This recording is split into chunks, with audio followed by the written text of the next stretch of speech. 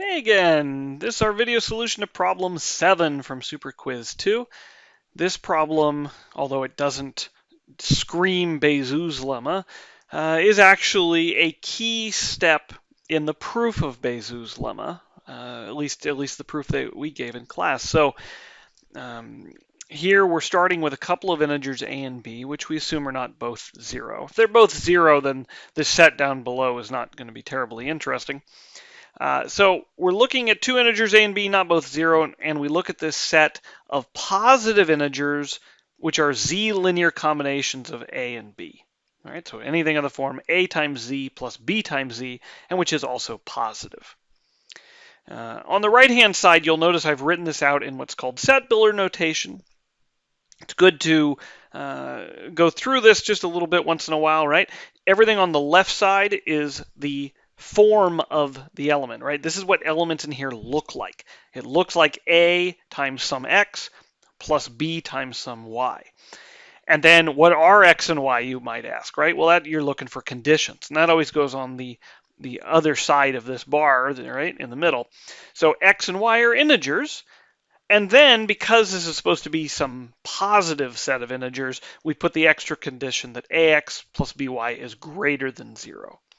All right? So we typically won't write that greater than 0 on the left-hand side because it's not a form as much as it is a condition.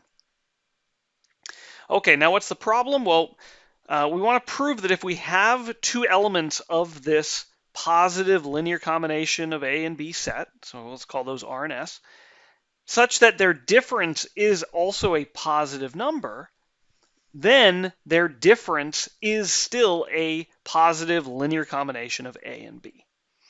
Now the positivity part is not at issue. We're assuming that R minus S is positive. So this extra condition on the end is not very interesting.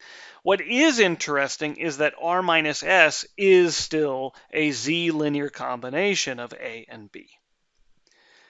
All right, well, like I said, this is a key step in our proof of Bézout's lemma, so hopefully we know this because we want to know the proof of Bézout's lemma.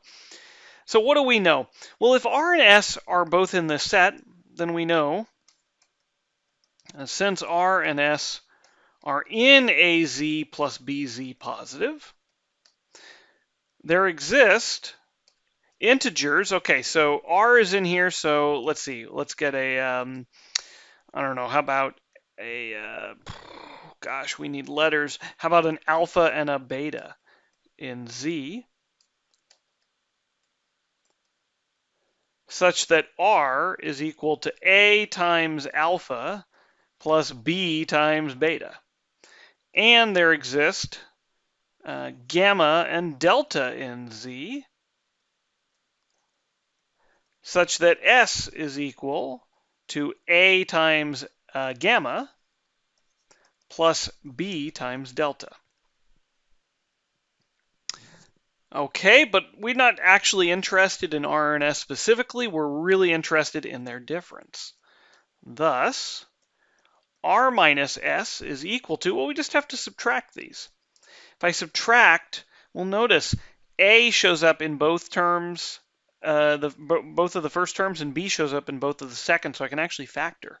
I get A times alpha minus gamma plus B times beta minus delta.